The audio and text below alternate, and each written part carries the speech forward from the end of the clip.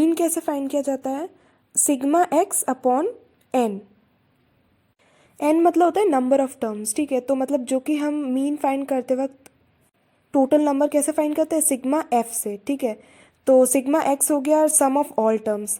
तो सबसे पहले देखते हैं टेबुलेटेड डाटा का कैसे फर्स्ट डायरेक्ट मेथड से, ये क्वेश्चन गिवन है यूजिंग डायरेक्ट मेथड ये फाइंड करना है, ठीक है। तो इसमें हमने क्या किया है, टेबल में 3 कॉलम रहेंगे, एक एक्स का, एक एफ का और एफ एक्स का, ठीक है। और इसे लिख कर सिग्मा एफ एक्स मतलब एफ एक्स का सम और सारे फ्रीक्वेंसी का सम ये निकाल लेंगे। उस तरह से जो हमारा फॉर्मूला होता है वो हम लगा देंगे, ठीक है। मीन फॉर्मूला होता है sigma F x by sigma F. चलो ये तो सिंपल हो गया। अब शॉर्टकट मेथड है, उसमें क्या है, उसमें हमें 4 कॉलम्स बनाने होते हैं, एक्स एफ और डी का और एफ डी का, ठीक है। अब इसमें डी कैसे फाइंड करते हैं? एक्स माइनस ए क्या है? एज्यूम्ड मीन जो हमने ले रखा है, कोई भी बीच की वैल्यू, ठीक है। यहाँ पे वो हमने 67 ले रखी है।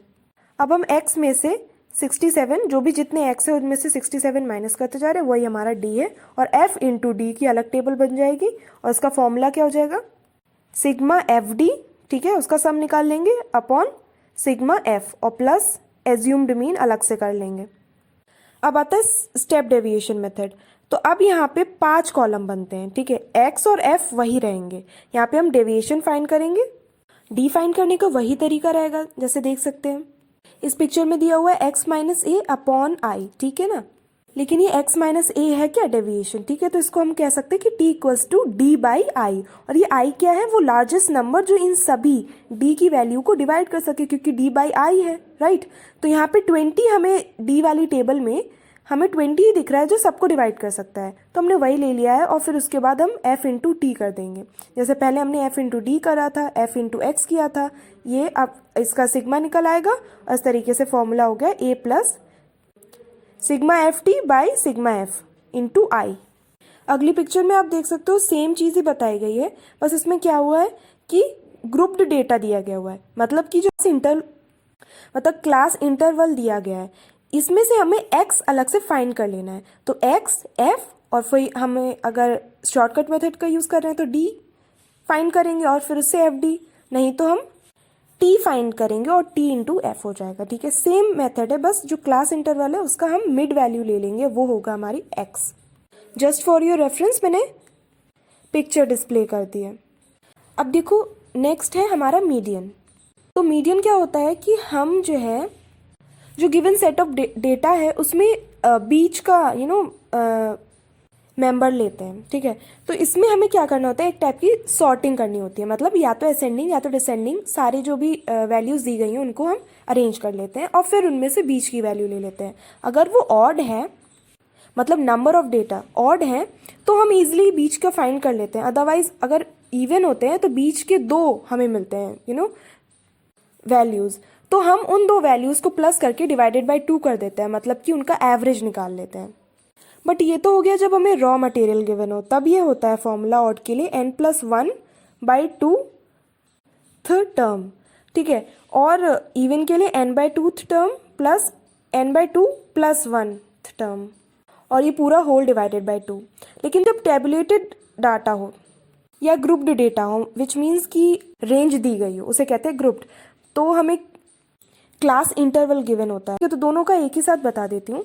हमें इसमें क्यूमुलेटिव फ्रीक्वेंसी फाइंड करनी होती है, ठीक है। मतलब ये जैसे है इधर 7, फिर 7 + 5 12, 12 + 8 20, 20 + 12, ऐसे कर करके हम प्लस करके लास्ट में टर्म आ जाता है 45, ठीक है। और ये जो है अगर हम सिग्मा एफ करेंगे तो भी वो 45 के इक्वल होगा, तो इस तरह से हम क्रॉस चेक कर सकते हैं।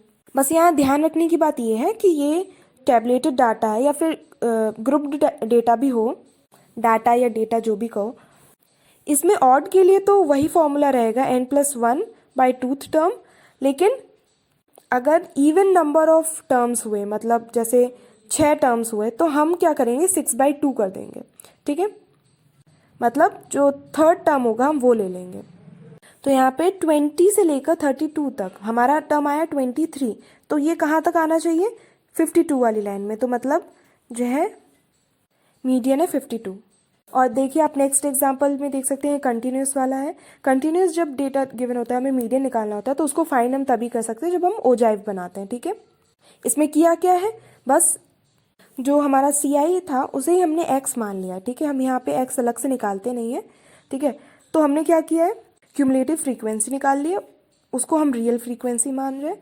अब हमने कैसे पॉइंट मतलब प्लॉट करेंगे ग्राफ पे, 10 जो हमारी अपर रेंज है, मतलब 0 to 10, तो 10 बड़ा है, तो 10, 12, फिर 20, 32, 30, 62, इस तरीके से, और यही हमें मार्क करते जाना है, दैट्स इट। इसमें भी वही फॉर्मूला है जो टेबुलेटेड डाटा के लिए था। आप स्क्रीन पे देख सकते हैं क्वार्टाइल्स के क्या फॉर्मूले होते हैं, और ये गिवन क्वेश्चन में देख सकते हैं आप। सबसे पहले हमने डेटा को अरेंज कर दिया है असेंडिंग या डिसेंडिंग ऑर्डर में। जब हमें रॉ डेटा गिवन होता है तो हम यही करते हैं, ठीक है। इससे हमें नंबर ऑफ डेटा पता चल जाता है। ये नंबर ऑफ डेटा मतलब होता है जितनी भी टोटल चीज़ें हैं, मतलब आइटम्स हैं। अब क्यूमुलेटिव फ्रीक्वेंसी का जो लास्ट टर्म होता है वो क्या होता है, सारी फ्रीक्वेंसीज का सम, ठीक है। जैसे हमने चेक भी कर लेते हैं उससे, तो वो क्या हो गया, वो n हो जाता है उस केस में, ठीक है।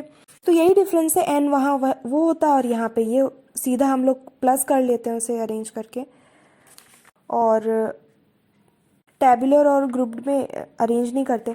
तो फिर ये एग्जाम्पल मैंने दिखा दिया है, इससे आप समझ सकते हैं। Always remember to arrange raw data in ascending और डिसेंडिंग ऑर्डर। अब चलते हैं मोड की तरफ। तो मोड क्या होता है कि जो भी आइटम जिसकी फ्रीक्वेंसी सबसे ज़्यादा हुई, ठीक है, अगर वो रॉ डेटा है, सिंपली गिवन है, तो as shown in the pic आप देख सकते हो कि 7 मोड हो गया, ठीक है। अगर थोड़ा टेबुलेटेड भी हो तब भी आपको सीधे सीधे समझ में आता है कि फ्रीक्वेंसी सबसे ज़्यादा 17 है, ठीक है, और 17 का कौन सा डेटा है, 13, तो ये हमारा हो गया मोड, ठीक है। लेकिन जब ग्रुप्ड डेटा हो तो हम हिस्टोग्राम बनाते हैं। जैसे कि हम ग्रुप डेटा जब पहले था हमारा मीडियन के केस में, तो हम ओजाइव बनाते थे। इस वाल में हमें सेम करना है। देखो 20 और 30 के बीच में हमने 4 पे प्लॉट कर दिया, ठीक है। इसी तरह से हम सबको प्लॉट कर देंगे। और यहाँ पे हमें करना क्या है, हमें इसमें बुर्ज खलीफा फाइंड करना है, मतलब सबसे जो ऊंचा बार होगा, और वहाँ से हम उसके नेबर जो बिल्डिंग्स होंगी वहाँ से उसे कनेक्ट करेंगे, डॉटेड लाइन DB और AC। अब जो इनका पॉइंट ऑफ इंटरसेक्शन है K, वहाँ से हम परपेंडिकुलर ड्रॉ करेंगे, और वो आया है लगभग 53 पे।